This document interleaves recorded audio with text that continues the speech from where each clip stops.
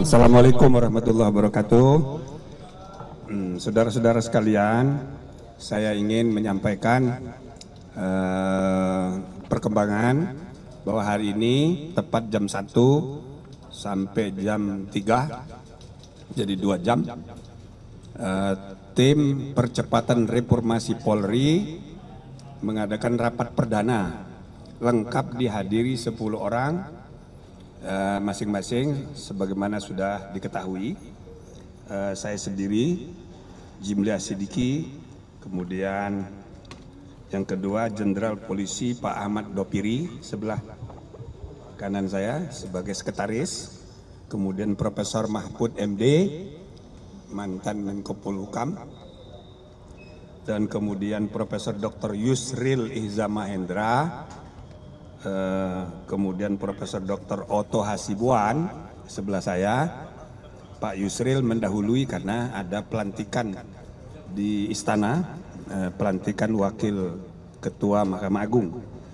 Kemudian yang keenam Pak Profesor Tito Karnavian sudah mendahului, tapi rapat sampai habis tadi. Kemudian yang ketujuh Pak Dr. Supratman Andi Aktas, Menteri Hukum kita.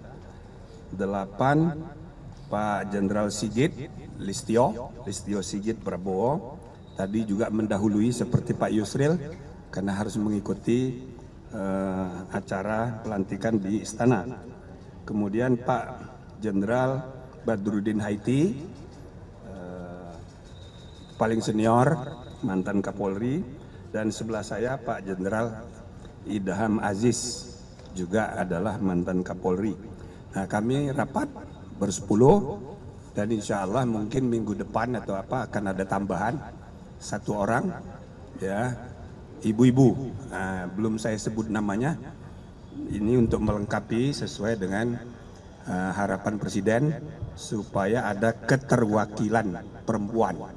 Maka nanti jumlahnya tim ini 11 orang. Nah, hari ini kami membahas mengenai cara kami bekerja selama 3 bulan. Harapannya selama 3 bulan nanti kita akan melaporkan, merekomendasikan kebijakan-kebijakan yang perlu ditempuh, yang nanti keputusannya ada di tangan Presiden. Nah, jadi hasilnya nanti yang sifatnya kebijakan ke depan itu kita melapor ke Presiden. Untuk hal-hal quick win gitu yang berkaitan dengan masalah-masalah internal polisi itu kita rekomendasikan ke internal polisi. Nah, selama 3 bulan diharapkan tim ini akan bekerja maraton. Kami sudah sepakat seminggu sekali kita mengadakan rapat rutin, pertemuan lengkap. Nah, selamat datang Pak Kapolri. Silakan Pak. Sudah selesai ya? Nah, seminggu sekali kami mengadakan rapat pleno, tapi di antara seminggu sekali itu kami manfaatkan untuk mengadakan public hearing, ya, tatap muka, ya, belanja masalah, mendengarkan aspirasi dari berbagai kalangan yang akan kami undang, misalnya kalangan akademisi di kampus ataupun BEM mahasiswa, begitu juga ormas-ormas dan jaringan LSM, ya, ini akan kita dengarkan, dan demikian juga kelompok-kelompok lain yang punya kepentingan, yang punya aspirasi untuk disuarakan dalam rangka reformasi Polri. Nah, dalam minggu ke depan ini, sebelum pertemuan hari Kamis yang akan datang, hari Kamis yang minggu depan kami akan rapat lagi, tapi Kamis yang akan datang, sekarang Senin, Selasa, Rabu, hari Kamis diharapkan kami sudah mengadakan public hearing pertama. Khususnya kita akan mengundang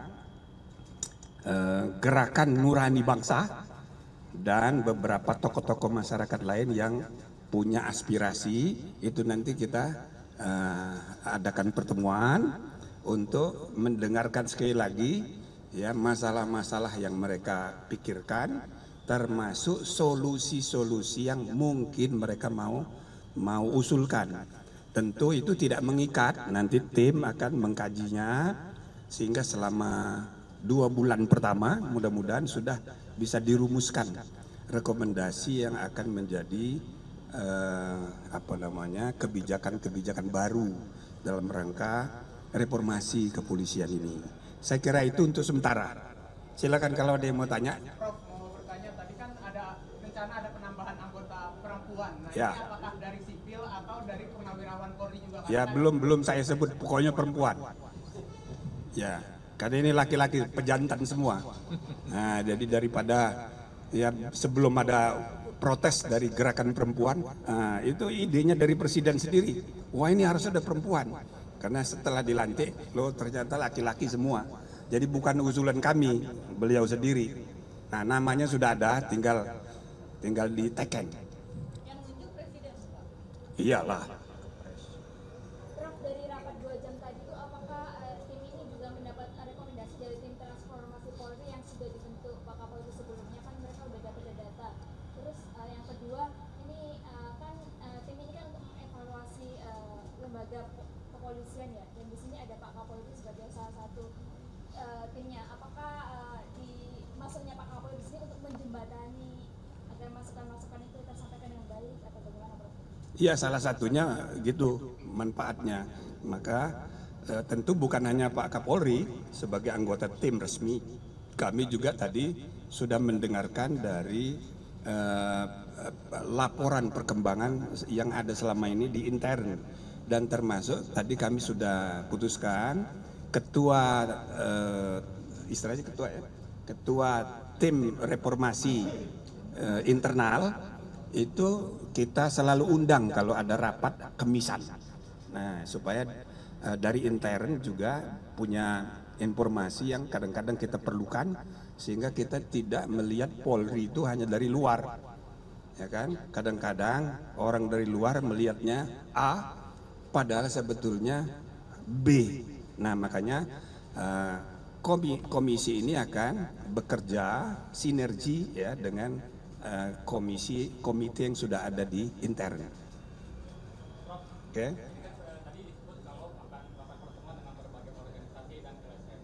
Apakah nantinya ada dari pihak masing-masing partai politik juga akan ikut terlibat untuk membahas tim reformasi politik ini? Itu satu. Lalu kedua, kalau memang iya, apakah nanti tidak dikhawatirkan takutnya ada terselipkan kayak semacam titipan kasus dan segala macamnya? Kalau partai itu nanti urusan policy making di undang-undang, itu nanti pasti mereka akan terlibat. Jadi kita tidak perlu undang partai. Tapi kalau partai dalam hal ini DPR misalnya Komisi 3 mau mengundang komisi ini dalam rangka misalnya membahas RUU KUHP, boleh aja. Tapi kita nggak akan mengundang partai. Karena ini partai justru urusan dia nanti untuk membuat undang-undang. Ya.